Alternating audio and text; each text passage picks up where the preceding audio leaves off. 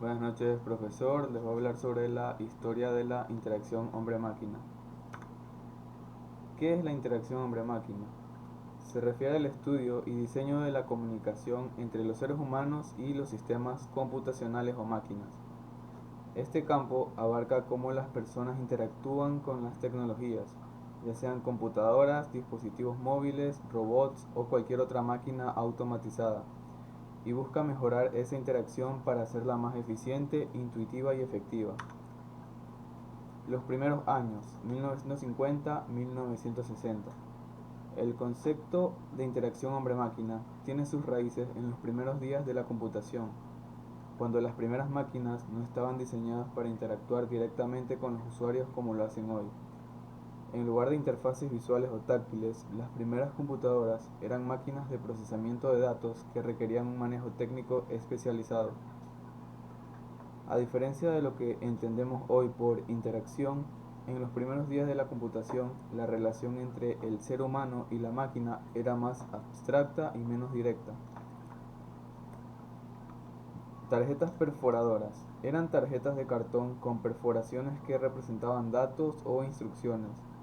Los programadores escribían en ellas secuencias de instrucciones y las computadoras leían los agujeros en las tarjetas para procesar la información. El proceso era bastante manual y requería de una interacción precisa y laboriosa. Cintas de papel. Similar a las tarjetas perforadas, las cintas de papel también eran utilizadas para almacenar y leer información. Eran dispositivos de entrada, salida primitivos y se usaban para tareas de almacenamiento y transmisión de datos. En la década de 1960 comenzaron a surgir investigaciones sobre cómo los seres humanos podían interactuar más eficazmente con las computadoras. Esta era marcó el inicio de un cambio en la visión sobre las interfaces y cómo hacerlas más accesibles al ser humano. Década de 1960. Primeras interfaces gráficas y de texto. Con el desarrollo de la interfaz gráfica de usuario, la interacción hombre-máquina dio un giro radical. Hasta ese momento, las computadoras requerían que los usuarios tuvieran un conocimiento técnico profundo, pero las interfaces transformaron la forma en que los usuarios interactuaban con las máquinas. Xerox Alto y la influencia de PARC. A finales de los 70, los investigadores de Xerox PARC crearon el Xerox Alto, que es considerado uno de los primeros sistemas con una interfaz gráfica moderna. A diferencia de los sistemas anteriores, que se operaban con comandos de texto, el Xerox Alto incluía iconos, ventanas y menús. Aunque el Xerox Alto nunca fue un éxito comercial, su tecnología y diseño influyeron directamente en el desarrollo de los sistemas operativos modernos como Apple y Microsoft Windows. Interacción natural y tangible. A medida que avanzaban las tecnologías, también lo hacían la noción de interfaces más naturales y tangibles, como las interfaces de pantalla táctil, la realidad aumentada y la realidad virtual. Estas tecnologías ofrecen nuevas formas de interacción que permiten a los usuarios interactuar con las máquinas de manera aún más intuitiva, sin necesidad de utilizar dispositivos adicionales como teclados o ratones. 1970-1980. La revolución de la computadora personal. El Apple II, lanzado en 1977, es considerado uno de los primeros ejemplos de una computadora personal exitosa. Desarrollado por Steve Wozniak y Steve Jobs en Apple, el Apple II representaba un avance significativo respecto a las primeras máquinas de computación, ya que estaba diseñado para ser asequible y fácil de usar por el consumidor promedio, no solo por expertos en tecnología. El Apple II no tenía una interfaz gráfica como la que conocemos hoy, pero fue un paso importante hacia la popularización de la informática en los hogares. Gracias a su sistema de color, la posibilidad de conectarse a televisores y su enfoque en software para consumidores como procesadores de texto, hojas de cálculo y videojuegos. A pesar de ser basado en texto, el Apple II sentó las bases para las computadoras personales y la popularización del uso de las interfaces de usuario. Apple Macintosh, 1984, el nacimiento de las interfaces gráficas de usuario. El verdadero cambio de paradigma en la interacción hombre-máquina llegó con el lanzamiento del Apple Macintosh en 1984. La principal innovación del Macintosh fue la introducción de una interfaz gráfica de usuario. A diferencia de los sistemas de la época que dependían de líneas de comando, el Macintosh ofrecía una interfaz visual utilizando iconos, menús, ventanas y un puntero controlado por un mouse. Esto permitió que los usuarios interactuaran con las demás computadoras de una manera mucho más intuitiva y directa. Usabilidad y diseño, la creación de un campo de investigación. A medida que las computadoras personales se volvían más asequibles, surgió una necesidad de estudiar y mejorar la usabilidad de las interfaces, es decir, la facilidad con la que los usuarios podían interactuar con las máquinas. El concepto de usabilidad se empezó a investigar más profundamente, lo que fue crucial para el desarrollo de interfaces más amigables y efectivas. Uno de los personajes más influyentes en esta evolución fue Donald Norman, un psicólogo y diseñador que se convirtió en una figura clave en el campo de la usabilidad y el diseño de interfaces. Norman, que trabajó en empresas como Apple, comenzó a estudiar cómo mejorar la experiencia de usuario, centrándose en crear productos que no solo fueran funcionales, sino también fáciles de usar y agradables para las personas. En su obra The Design of Everything, Norman argumentó que la usabilidad no era solo una cuestión técnica, sino también psicológica. Según Norman, el diseño debía centrarse en las necesidades y comportamientos del usuario en lugar de priorizar solo los aspectos técnicos de la máquina. Él promovió el concepto de diseño centrado en el usuario, que se basa en comprender a los usuarios, sus limitaciones y expectativas, para crear interfaces que sean intuitivas y eficaces. 1990-2000, la expansión del Internet y nuevas tecnologías.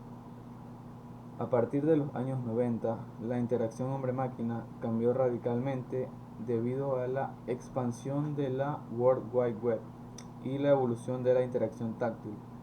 Las interfaces se empezaron a adaptar a diferentes usuarios y necesidades, y la ergonomía y usabilidad se enfocaron en mejorar esa adaptabilidad.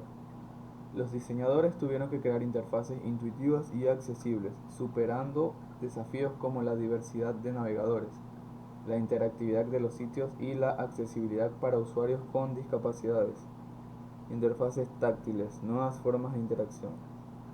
A finales de los 90, los dispositivos con pantalla táctil comenzaron a popularizarse.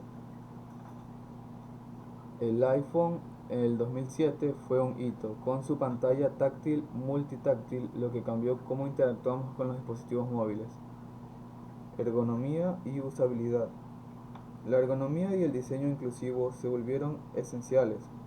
La las interfaces debían adaptarse a diferentes tipos de usuarios, considerando discapacidades, edades y capacidades cognitivas.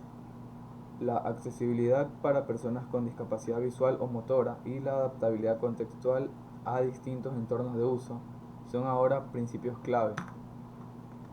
2000-2010, la era de los smartphones y las pantallas táctiles. El lanzamiento del iPhone en 2007 y el surgimiento de Android en 2008 revolucionaron la interacción con dispositivos móviles. El iPhone introdujo la pantalla multitáctil, eliminando botones físicos y permitiendo gestos intuitivos como deslizar y hacer zoom. Además, su interfaz gráfica simplificada y la creación de la App Store transformaron el ecosistema de aplicaciones. Android, por otro lado, ofreció un sistema abierto y personalizable, con integración profunda en servicios de Google y su propia tienda de aplicaciones, Google Play Store.